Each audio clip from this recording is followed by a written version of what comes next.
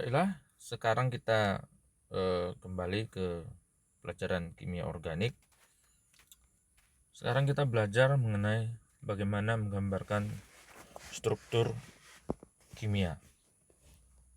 Struktur kimia merupakan gambaran yang kita dapat persepsikan untuk mempermudah kita memahami bagaimana bahan kimia tertentu dapat bereaksi.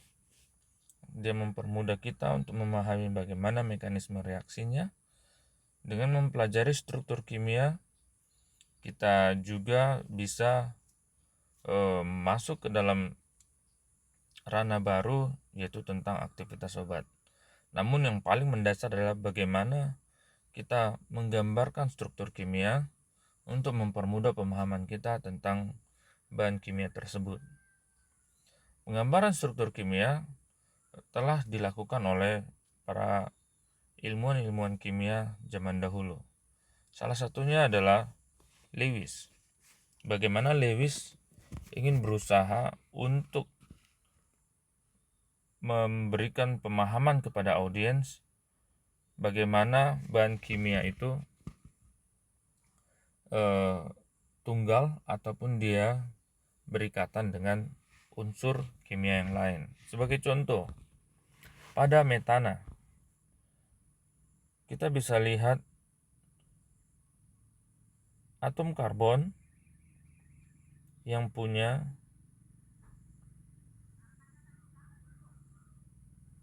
4 elektron pada kulit terluarnya.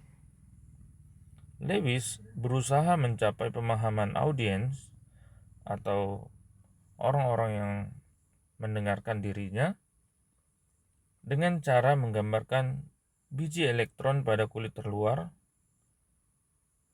yang dipakai untuk berikatan. Kita bisa lihat di sini biji elektron yang berasal dari atom H itu berwarna biru karena H cuma punya 1 elektron pada kulit terluarnya, makanya dia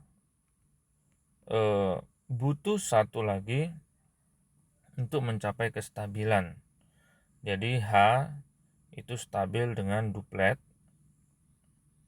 atau 2 elektron ya. Sedangkan karbon untuk stabil dia butuh pada kulit terluarnya ada 8 elektron atau sering disebut dengan hukum oktet. Kita bisa lihat bagaimana karbon mencapai kestabilan dengan memanfaatkan elektron yang dipakai bersama dengan hidrogen. Jadi untuk 1 karbon ada 4 hidrogen. Jadi pada struktur Lewis ini dia menunjukkan ikatan itu berupa sharing elektron dari satu unsur dengan unsur yang lainnya. Kita bisa lihat yang titik hitam itu milik karbon, yang titik biru itu milik dari hidrogen. Nah, sharing elektron inilah yang disebut dengan ikatan. Jadi, inilah cara Lewis menggambarkan struktur kimia. Nah, kemudian ada yang lain, yaitu Joseph Lebel dengan Van Hove, di mana mereka mengajukan gambaran 3 dimensi dari struktur kimia. Nah, sebagai contoh yang kembali lagi, tadi kita bisa lihat ini adalah metana ya. Ini adalah metana.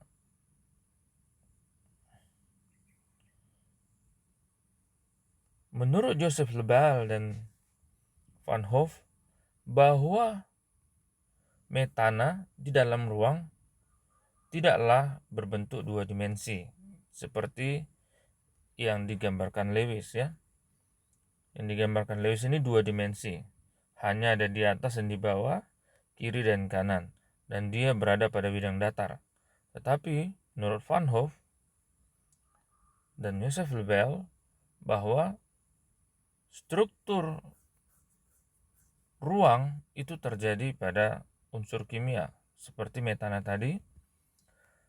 Oleh karena dia punya karbon dengan elektron valensi terluar yang memiliki energi yang sama satu dengan yang lain, maka dia akan saling tolak menolak. Saling tolak menolak itu akan membuat bentuk tetrahedral di dalam ruang. Jadi saya akan kembali gambarkan biji elektron terlebih dahulu. Biji elektron ini saling tolak menolak di dalam ruang. Kita bisa lihat dia bentuknya sudah seperti piramid ya.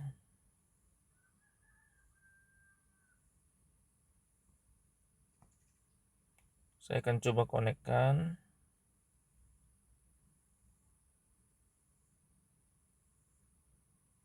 Kita bisa lihat dia sudah seperti piramida ya.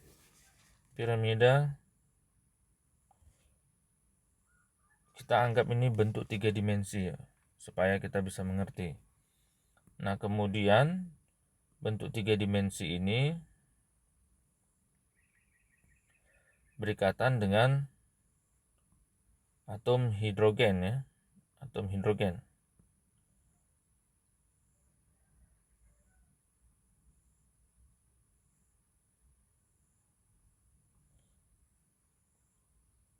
Titik warna ungu ini adalah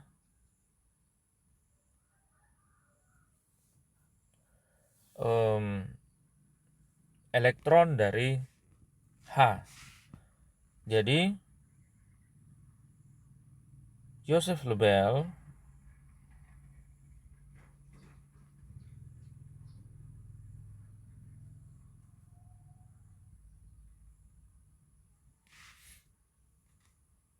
dan Van Hove mengajukan rumusan 3 dimensi untuk metana ya. Jadi dia bentuk 3 dimensi. Artinya di dalam ruang dia itu bentuk 3 dimensi. Untuk membuat kita lebih memahami, saya akan masuk ke dalam aplikasi yang akan membantu kita untuk memahami apa yang dimaksud oleh Van Hove. Jadi di sini saya menggambarkan metana. Kalau hanya menuliskan, maka kita tuliskan CH4. Tetapi strukturnya di dalam ruang adalah seperti ini, seperti yang tadi kita gambarkan. Jadi yang warna putih ini adalah, ini ke semuanya adalah atom hidrogen ya.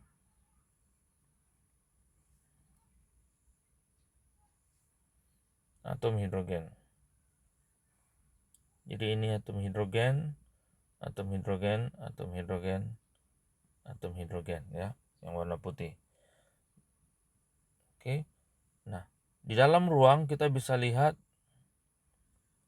dia saling tolak menolak satu dengan yang lain, membentuk sudut 109 derajat. Ini bentuknya seperti piramida ya,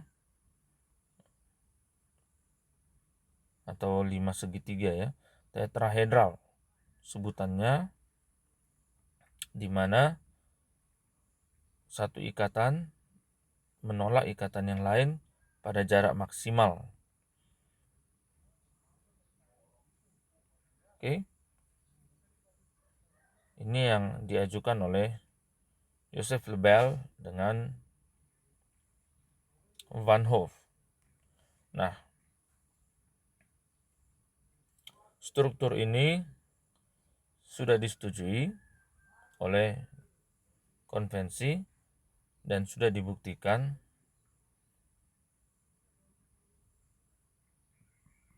kebenarannya ya. Jadi ini adalah cara menuliskan struktur 3 dimensi. Namun tentu saja apabila dalam kepraktisan struktur kimia Lewis cukup praktis dibandingkan struktur Van Hove, karena Van Hove kita harus menggambarkannya secara 3 dimensi. Namun struktur Van Hove ini sudah dibantu oleh teknologi sekarang, sehingga seperti yang tadi kita lihat, kita bisa membuat bentuk 3 dimensinya dengan bantuan komputer. Nah, kemudian yang ketiga ada cara menggambarkan struktur berdasarkan dengan cara menggambarkan yang diajukan oleh Kekulé ya, Kekulé.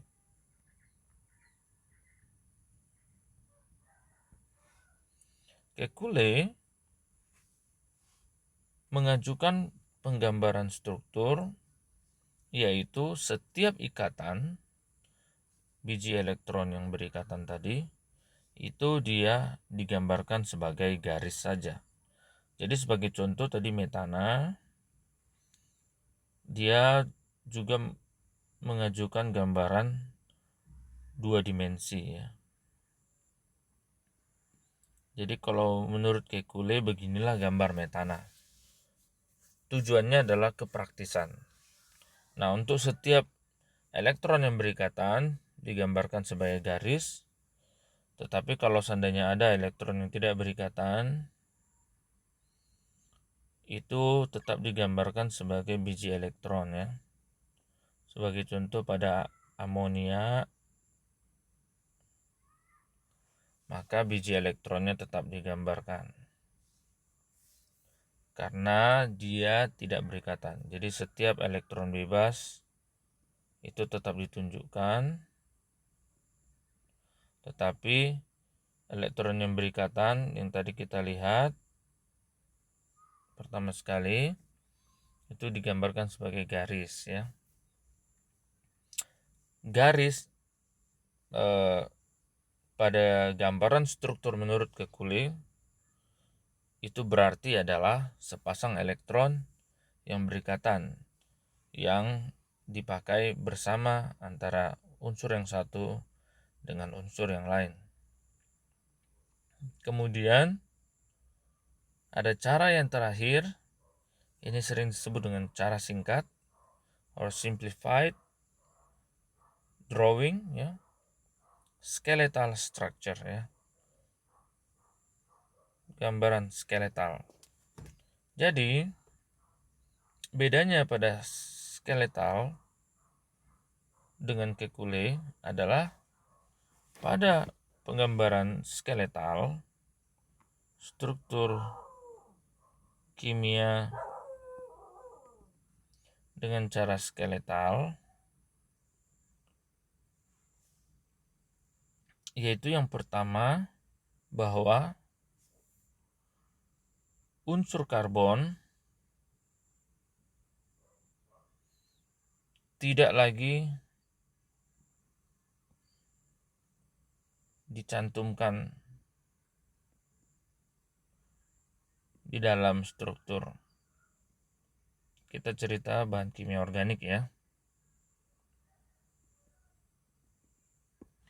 di mana di setiap ujung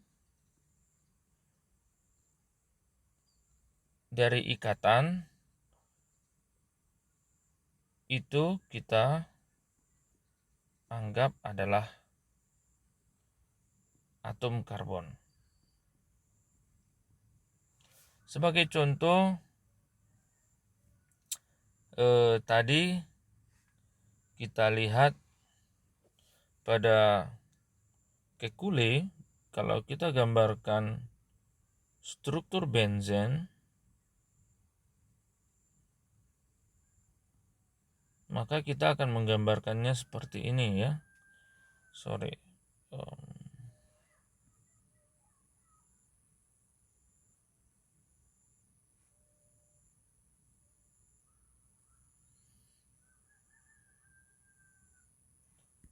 pada struktur benzen menurut Kekulé kita akan tetap menuliskan karbonnya, kemudian kita tuliskan H-nya ya.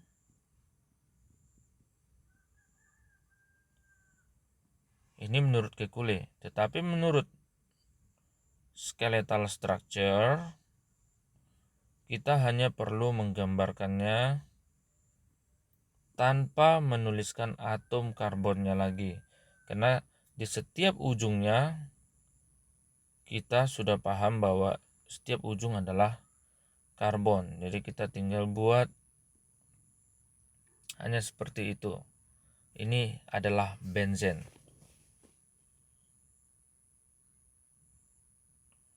Oke. Nah, yang kedua dari hukum menggambar struktur skeletal ini adalah kita menghapus juga atom hidrogen ya. Jadi atom hidrogen yang berikatan dengan atom karbon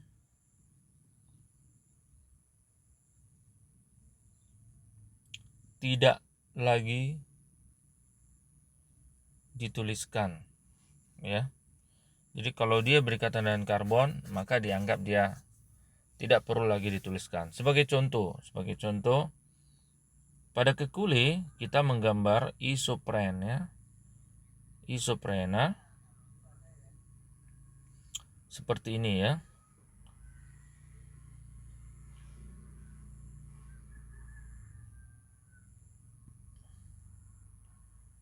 Ini gambar isoprena menurut Kekulé ya.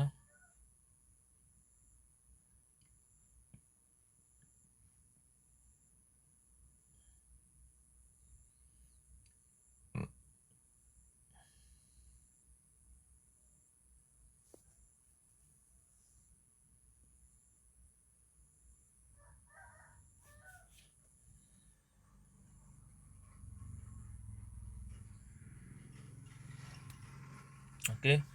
Ini isoprena kalau kita gambar pakai Kekulé ya.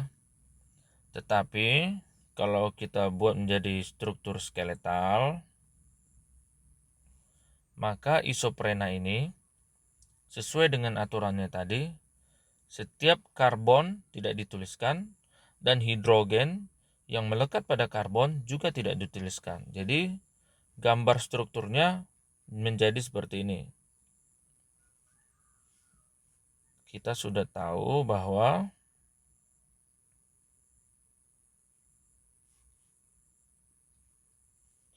di setiap ujung karbonnya,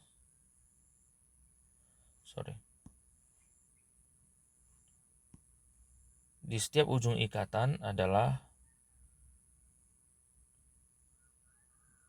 atom karbon ya. Jadi hanya seperti ini kalau menurut skeletal menggambarnya.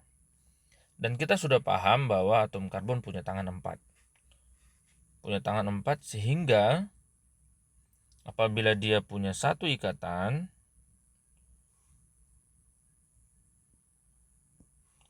ini satu ikatan ya, berarti dia punya 3 tangan yang lain. 3 tangan yang lain berarti sisanya dia memegang 3 atom H ya. Kalau ini dia 2 ikatan ya, berarti dia cuma punya sisa 4 kurang 2. Dia memegang 2 atom hidrogen. Kalau yang ini dia 1, 2, 3, berarti dia sudah punya 3 ikatan. Berarti dia memegang hanya 1 atom hidrogen. Karena 4 kurang 3 adalah 1. Nah, sehingga kita bisa lihat dengan cara skeletal ini, kita sudah tahu dan kita menggambarkannya dengan lebih mudah. Jadi kalau orang-orang kimia menggambarkan isoprena dengan skeletal sudah memahami betul bahwa isoprena ini adalah atom karbon 5 dengan 2 ikatan rangkap yang jumlah atom hidrogennya adalah 8 ya. Kita sudah otomatis dapat mengisinya sendiri di dalam pikiran kita. Oke. Nah, satu lagi aturan dari skeletal ini,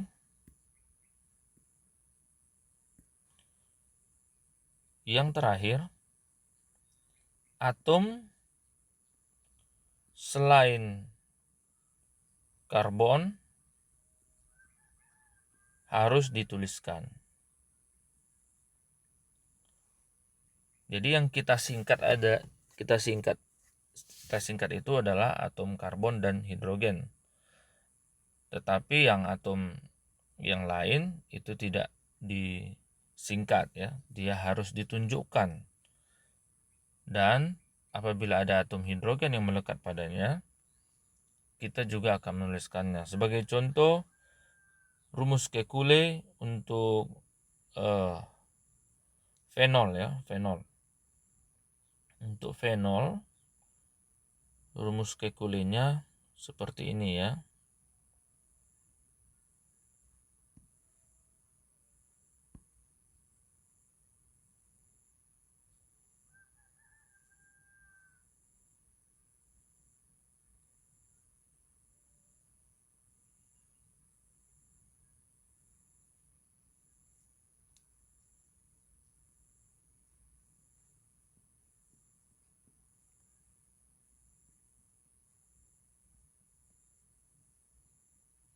Ini untuk fenol secara Kekulé. Tapi secara skeletal, fenol ini kita gambarkan dengan lebih sederhana. Kita hanya perlu menghilangkan karbonnya dan hidrogen yang melekat pada karbon ya. Tetapi kita munculkan oksigennya dan hidrogen yang melekat pada atomnya, pada atom oksigen ya. Jadi kalau hidrogennya melekat pada atom yang lain selain C, dia dimunculkan.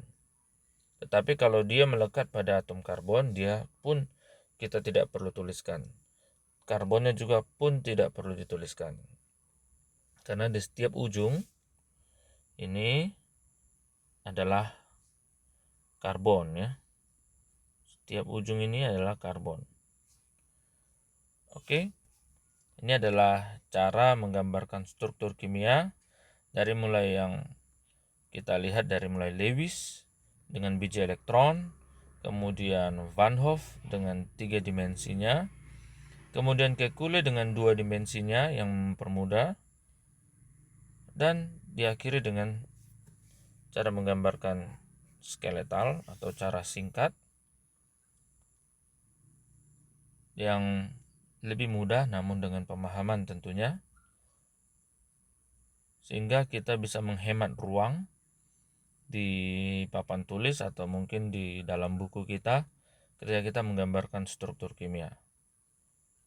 Oke, terima kasih untuk waktunya. Biarlah kita terus belajar untuk bisa memahami tentang kimia yang begitu menyenangkan. Terima kasih, sampai jumpa kembali.